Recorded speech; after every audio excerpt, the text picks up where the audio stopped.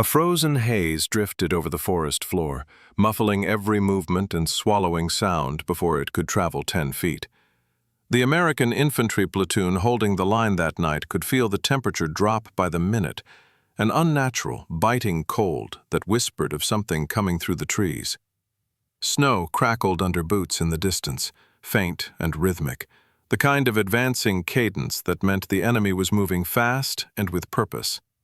The men waited in their shallow defensive positions, breath clouding in the dim moonlight, nerves stretched thin by the quiet tension of winter warfare. In that fragile silence, even the smallest idea carried the weight of survival. Among them was a young private named Hale, a quiet figure who mostly kept to himself and seldom offered ideas unless asked. His reputation was simple, resourceful, unusual, always tinkering with nature around him. Most considered his experiments harmless distractions, quirks, nothing more.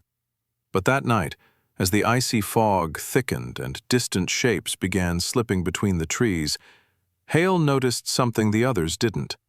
The cold wasn't just a threat. It was a tool waiting to be used. A strange shimmer along the frozen ground caught his eye, a natural pattern forming beneath the surface frost that seemed to ripple when disturbed by approaching movement.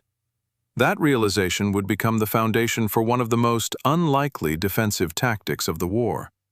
In the frantic minutes before the assault struck, Hale improvised an idea that sounded absurd even to him, a trick involving ice, sound, and the physics of freezing water under tension. Men later said it was pure chance. Others claimed instinct. But what mattered was simple. It worked.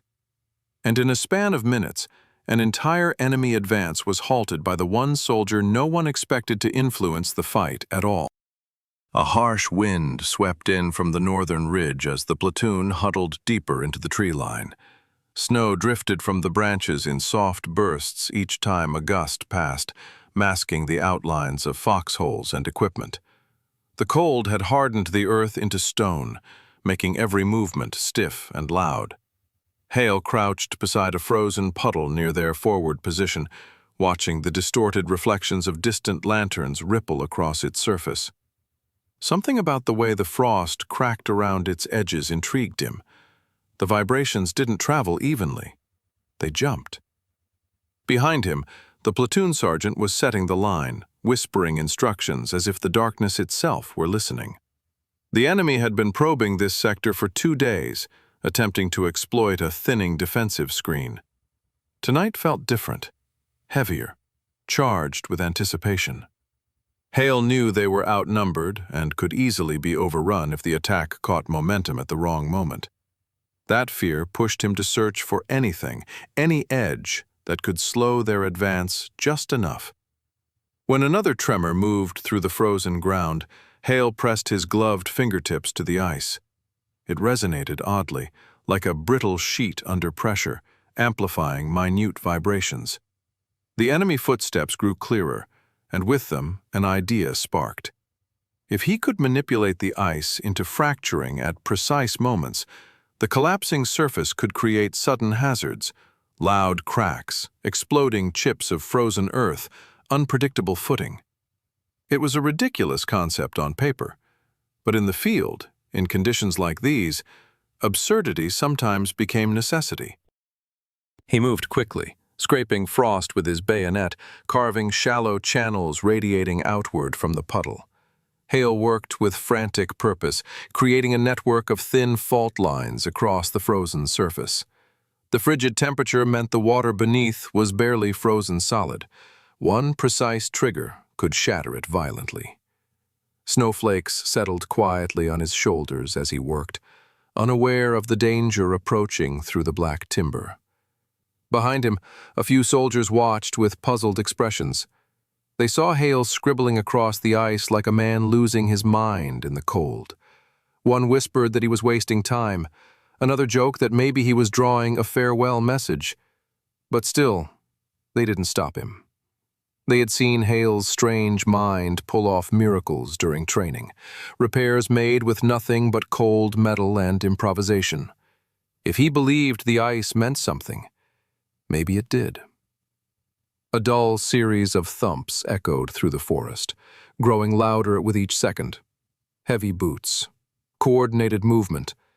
The enemy was closing in, and the men tightened their grips on their rifles.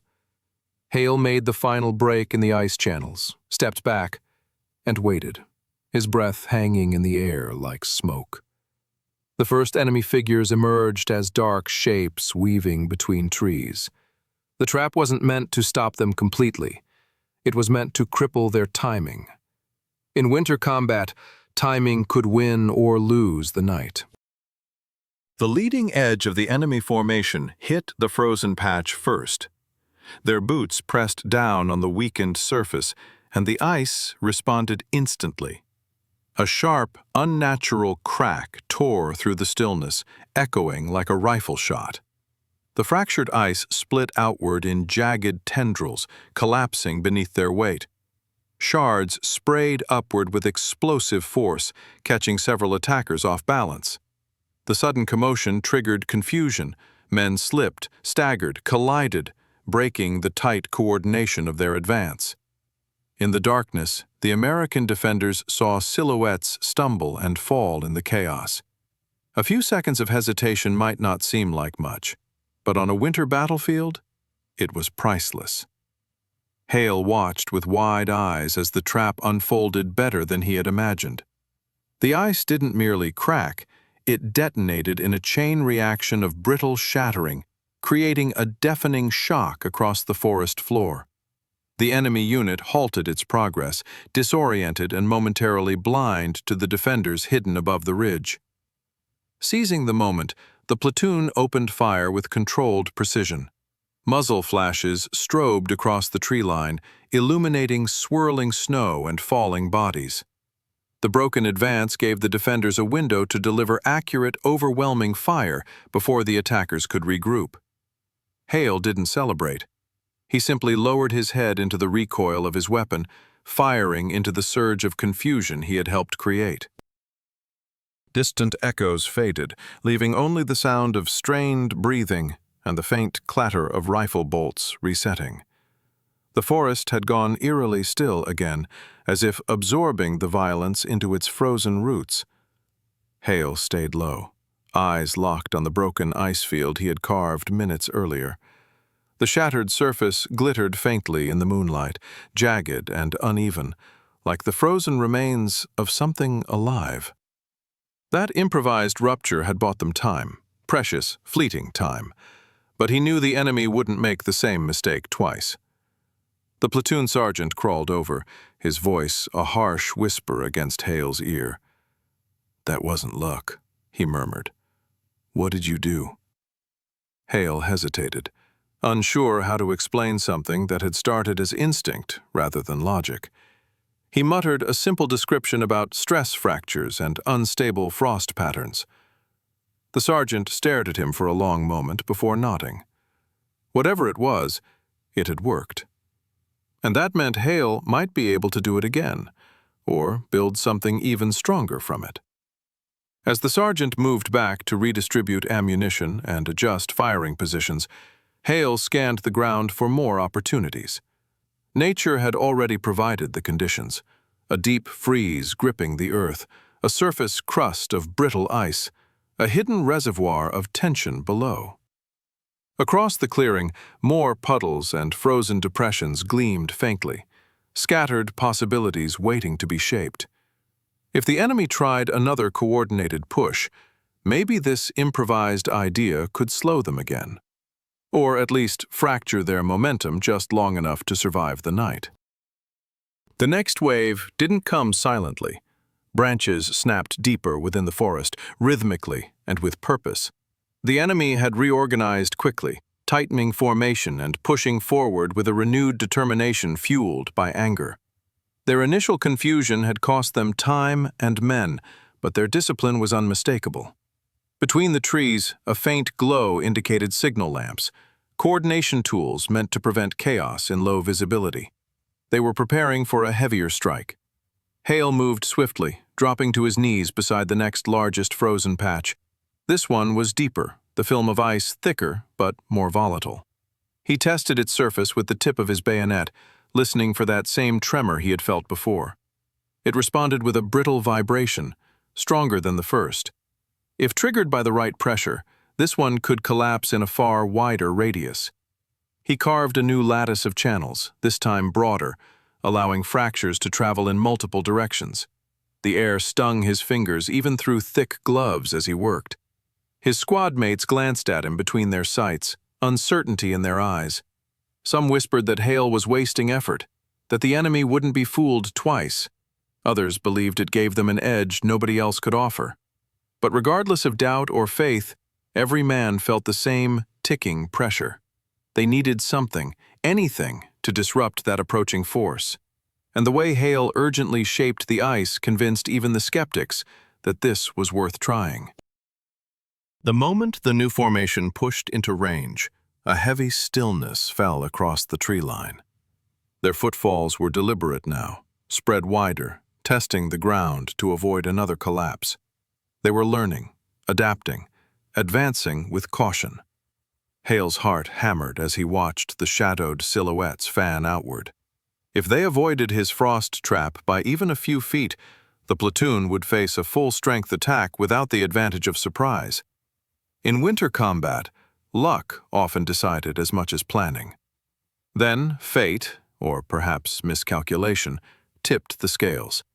One squad leader on the enemy side redirected his unit slightly right, straight toward the weakened sheet Hale had carved moments earlier. Hale's breath caught. The first boot pressed down, and instantly the ice screamed under the pressure. A radiating crack shot outward with a sound like tearing steel. But this time, the collapse wasn't just loud, it was violent. The entire frozen layer caved inwards in a cascading chain, sending men dropping to their knees or falling flat as the brittle surface disintegrated. Panic rippled through the attackers. Their formation fractured again, movements turning chaotic as men tried to avoid falling into the collapsing ice. The platoon seized the chance.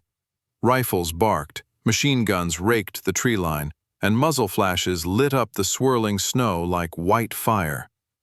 Hale watched the chaos unfold with a mix of awe and disbelief. His improvised ice trick, an idea born from desperation, had once again turned the battlefield to their advantage. But victory never stayed long in winter warfare. After the shattered second push, the forest turned silent again, the kind of silence that never meant safety. Hale kept scanning the terrain, but something felt different. The enemy wasn't retreating completely. They were reorganizing out of sight, using the fog and thick timber to mask their next plan. A faint metallic scrape drifted from the darkness, followed by a distant thump. Not footsteps. Equipment. The type of equipment used to feel terrain from a distance. The platoon sergeant crawled to Hale's side, concern etched across his frost-bitten features. "They're studying the ground now," he warned. "Whatever comes next won't be as blind." Hale understood immediately. His ice traps were effective only as long as the enemy couldn't predict them. If they mapped the frozen layers or tested the ground with tools, the advantage would disappear. That meant the next step had to be different, something dynamic, not static. Then Hale noticed a long ridge of partially melted slush where runoff had refrozen unevenly. The surface looked solid but was structurally unstable, with air pockets trapped beneath. If he could create a false, stable path, something that lured the enemy onto this hidden, weak line, it could break under mass weight instantly. But he'd need to shape it fast, and he'd need to make it look intentional, as if it were a natural, safer route through the clearing. He knelt by the ridge, gently brushing snow aside to reveal the thin crust. The ice was brittle, layered in delicate sheets formed over a mix of slush and frozen mud, a perfect illusion of stability. Hale widened the path with his gloves, creating the appearance of a trampled route someone else had used. He packed snow on both sides to make it seem reinforced, knowing the enemy scouts would interpret it as a footprint trail. The trick wasn't just using the ice, it was controlling perception. His squad mates watched, realization dawning in their eyes. This wasn't another brittle crater trap. It was deception. He was guiding the enemy's formation into a natural choke point where the unstable ridge would collapse like a sprung trap under their own coordinated weight. The frigid air stung his lungs as he worked, but urgency kept him moving. Every minute spent shaping this false route was a minute closer to another assault. By the time he finished, the path looked convincing from a distance. The sergeant quietly shifted the platoon's firing positions to maximize the kill zone if Hale's plan worked. Snowfall thickened overhead, adding another layer of concealment to the ruse. The forest waited, cold, silent, and tense. This time, Hale wasn't just manipulating ice. He was manipulating the enemy's instincts.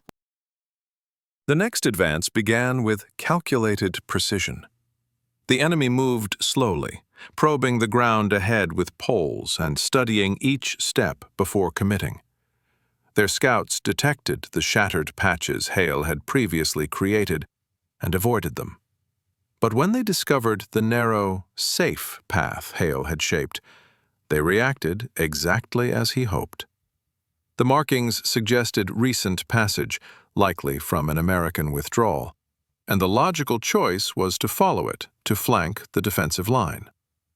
One by one, figures emerged onto the ridge, stepping lightly at first, then more confidently as the path held.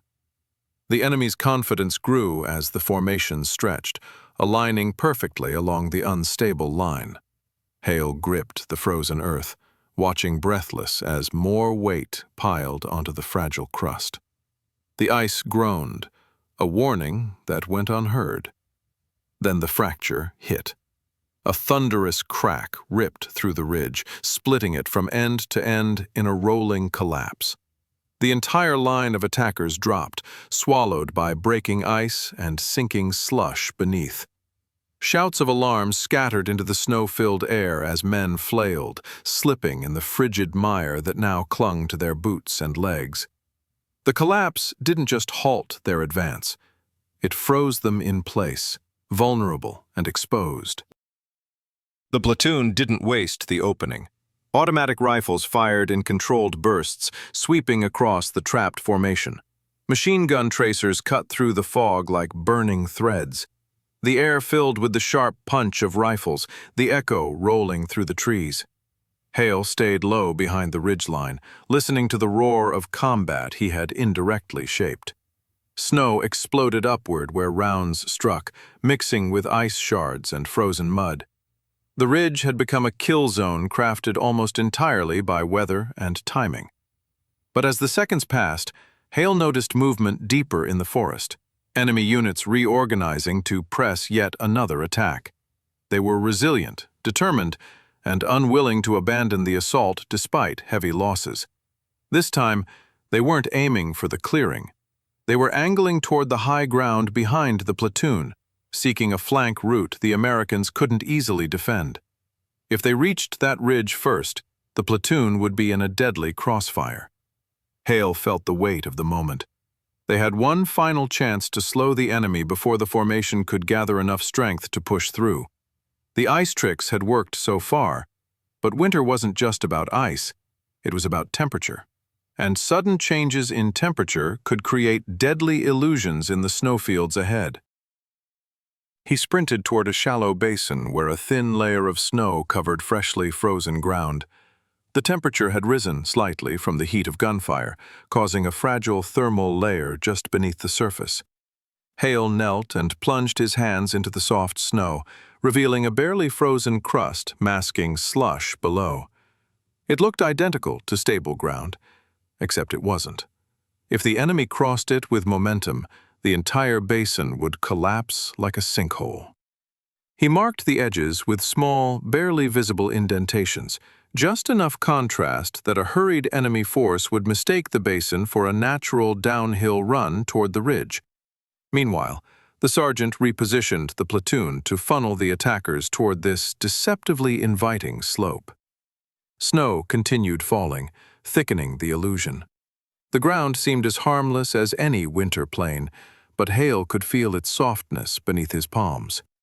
Then came the sound, boots crunching in unison, approaching fast. The enemy was charging, aiming for high ground before the Americans could reinforce it.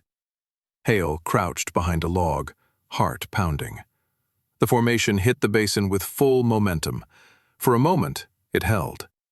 Then the thermal layer ruptured, dropping the attackers into a sucking pool of icy slush and collapsing snow. The sudden loss of footing halted their charge instantly, sending men tumbling and colliding in a frozen heap. The final exchange erupted with brutal clarity. The platoon rained fire across the immobilized attackers, halting the last coordinated push before it reached the ridge. The night lit with intermittent flashes, each revealing the chaotic struggle unfolding across the frozen basin.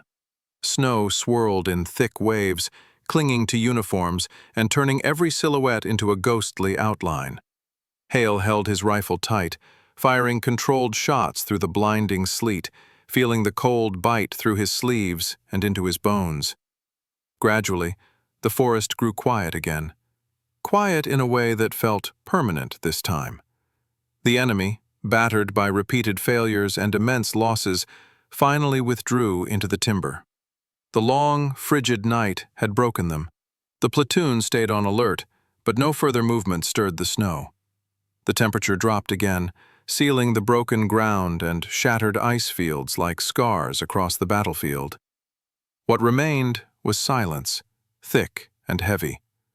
As dawn broke over the frozen clearing, the sergeant approached Hale with a slow, tired nod. No praise, no cheers, just acknowledgement. Hale looked out over the terrain shaped by his improvised tricks, cracked sheets, collapsed ridges, broken crusts. In the end, he hadn't won the night with strength or weapons. He had won it with cold, instinct, and an understanding of ice no one thought mattered, until it changed the outcome of an entire battle.